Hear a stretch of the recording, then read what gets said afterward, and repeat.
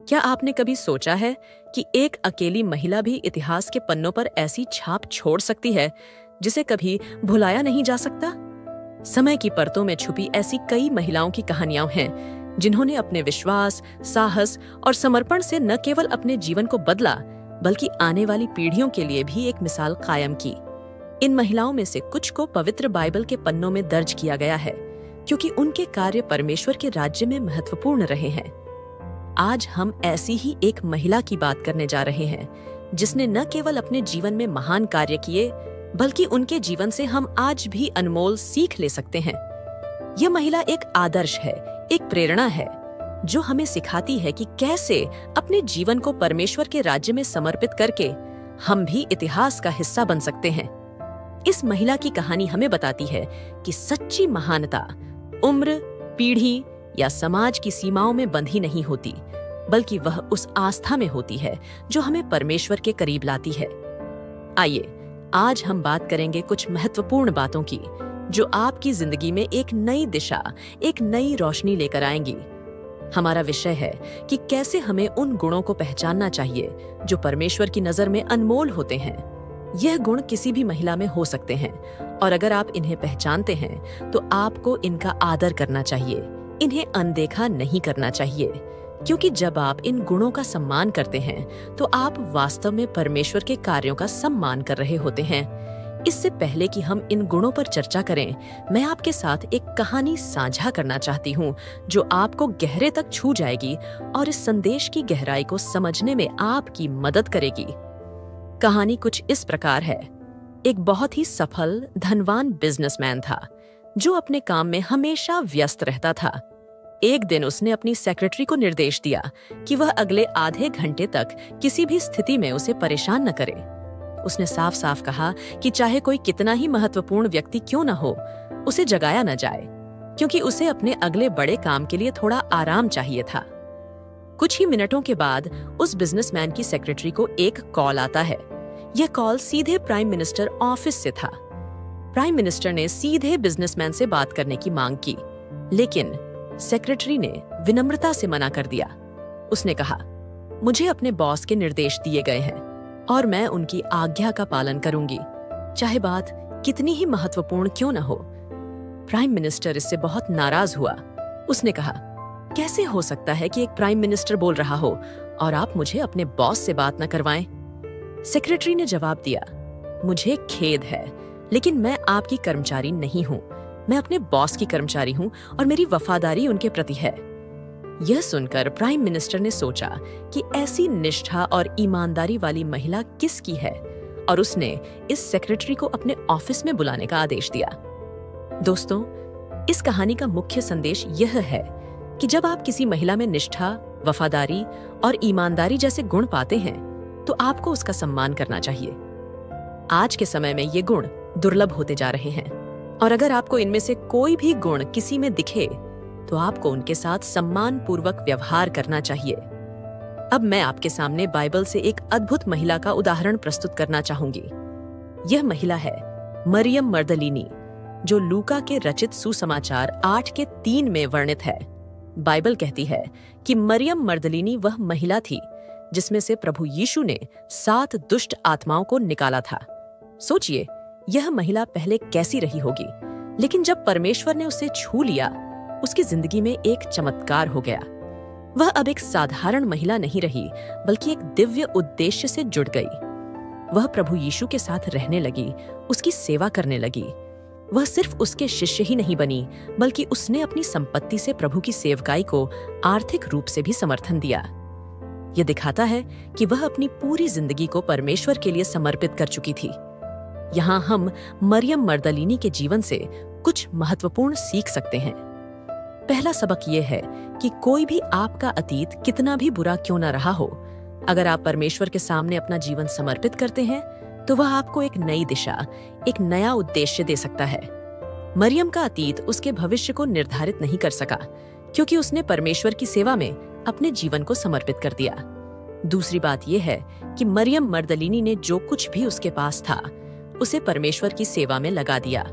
चाहे वह उसका समय हो, उसकी संपत्ति हो या उसकी शक्ति हो, उसने सब कुछ प्रभु के लिए समर्पित कर दिया।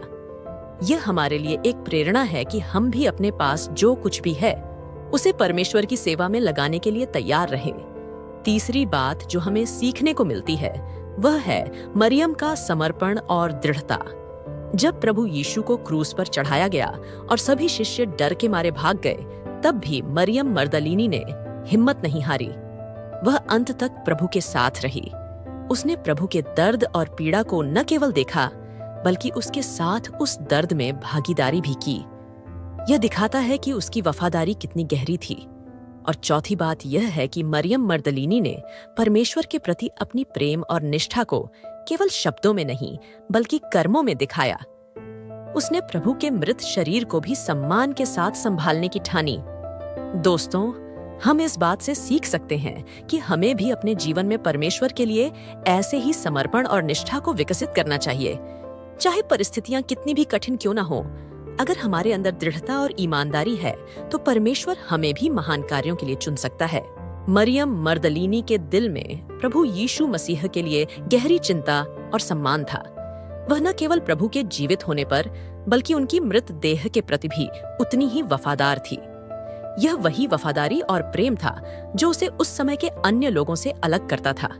अब हम इस बात पर ध्यान दें कि इस महिला के जीवन से हमें यह सीखने को मिलता है कि परमेश्वर की सच्ची सेवा किसी भी परिस्थिति में निरंतरता की मांग करती है।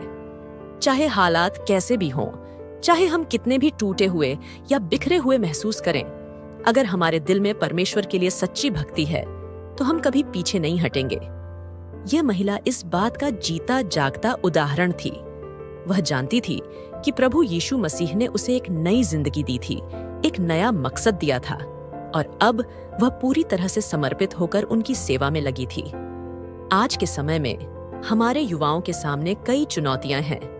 जीवन के हर पहलू में संघर्ष, चाहे वह नौकरी हो, पढ़ाई हो या फिर पारिवारिक जिम्मेदारियां हों, ये सभी चीजें मिलकर उन्हें इतना थका देती हैं कि कई बार वे हार मानने की कगार पर पहुंच जाते हैं। लेकिन प्रिय साथियों, जब हम परमेश्वर की बेटी मरियम मर्दलिनी के जीवन को देखते हैं तो हमें यह याद रखना चाहिए कि वह भी एक समय में बुरी आत्माओं से ग्रसित थी। उसके जीवन में भी अंधकार था, लेकिन प्रभु यीशु मसीह के साथ आने के बाद उसकी जिंदगी पूरी तरह बदल गई। वही महिला जो कभी अंधकार में खोई हुई थी, अब प्रकाश की किरण बन गई थी। इससे हमें यह सीख मिलती है कि चाहे हमारे जीवन में कितना भी अंधकार क्यों न हो, प्रभु के साथ चलने से वह अंधकार दूर हो सकता है। अगर हम परमेश्वर के साथ पूरी वफादारी से चलते हैं तो वह हमें हमारे जीवन के हर मुश्किल मोड़ से पार करा सकते हैं। जैसा कि वचन में लिखा है, प्रभु तुम्हारे लिए मार्ग बनाएगा जहां कोई मार्ग नहीं होता। यशायाह 43:19। इसीलिए जब हम अपनी जिंदगी में संघर्षों का सामना कर रहे हों तो हमें मरियम मर्दलिनी की तरह ही दृढ़ता और वफादारी दिखानी चाहिए।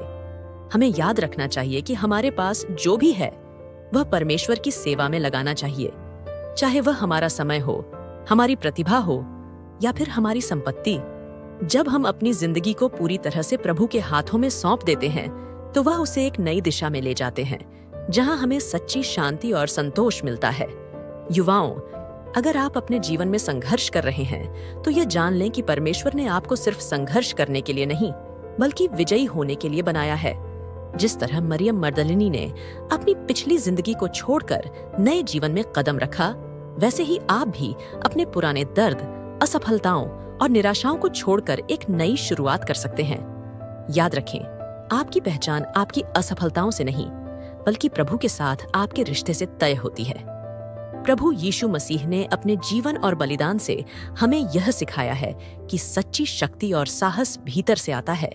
जब हम परमेश्वर के वचन में जड़ें जमाते हैं, तब हम हर विपत्ति का सामना करने के लिए तैयार हो जाते हैं। जैसे वचन में लिखा है, जो मुझ में बना रहता है और मैं उसमें, वह बहुत फल देता है। यूहन्ना 15:5। इसीलिए जब भी आपके सामने कोई चुनौती आए तो उसे एक अवसर के रूप में देखें, एक अवसर जहां आप अपनी वफादारी और साहस को प्रदर्शित कर सकते हैं। याद रखें, प्रभु आपकी हर परिस्थिति में आपके साथ हैं और वह आपके लिए वही करेंगे जो उन्होंने मरियम मर्दलिनी के लिए किया था। आपको एक नई पहचान, एक नया मकसद और एक नई दिशा देंगे। इस वफादारी और समर्पण की भावना को अपने जीवन में अपनाएं। अपने हर कार्य को, चाहे वह कितना भी छोटा या बड़ा क्यों ना हो, परमेश्वर के लिए समर्पित करें। जब आप ऐसा करेंगे तो आप देखेंगे कि कैसे परमेश्वर आपके जीवन में अद्भुत काम करेंगे। आपकी हर कठिनाई एक नए अवसर में बदल जाएगी और आपका हर संघर्ष एक नई विजय में। युवाओं, अपने जीवन को प्रभु के हाथों में सौंप दें। वह आपको एक ऐसी दिशा में ले जाएंगे जहां आपकी हर आवश्यकता पूरी होगी और आप अपने जीवन में सच्ची शांति और संतोष पाएंगे। जिस तरह मरियम मगदलिनी ने अपने जीवन को प्रभु के लिए समर्पित किया, वैसे ही आप भी अपने जीवन को पूरी तरह से प्रभु के लिए समर्पित करें। प्रिय दर्शकों, हमें अत्यंत खुशी है कि आपने इस आध्यात्मिक यात्रा में हमारे साथ समय बिताया। हम चाहते हैं कि हर दिन बाइबल की कहानियां और प्रेरणादायक बातें आपके जीवन में परमेश्वर का मार्गदर्शन और शांति लाती रहें। अगर आप इस यात्रा का हिस्सा बने रहना चाहते हैं और हर रोज ऐसी ही प्रेरक बातें सुनना चाहते हैं, तो कृपया हमारे चैनल सेक्रेड स्क्रिप्ट सोर्स को सब्सक्राइब करें। हम इंस्टाग्राम और एक्स पर भी आपके साथ जुड़े रहते हैं, जहां हम निरंतर नई प्रेरणादायक सामग्री साझा करते हैं। वीडियो और चैनल विवरण में इन सभी के लिंक दिए गए हैं। आपसे निवेदन है कि इस आशीर्वाद को अपने दोस्तों और परिवार के साथ भी साझा करें, ताकि हम सब मिलकर परमेश्वर के प्रेम और मार्गदर्शन का अनुभव कर सकें। धन्यवाद। आपका दिन प्रार्थनामय हो और परमेश्वर की अनंत कृपा आप पर सदैव बनी रहे। पिता, पुत्र और पवित्र आत्मा के नाम पर। आमीन। जय यीशु।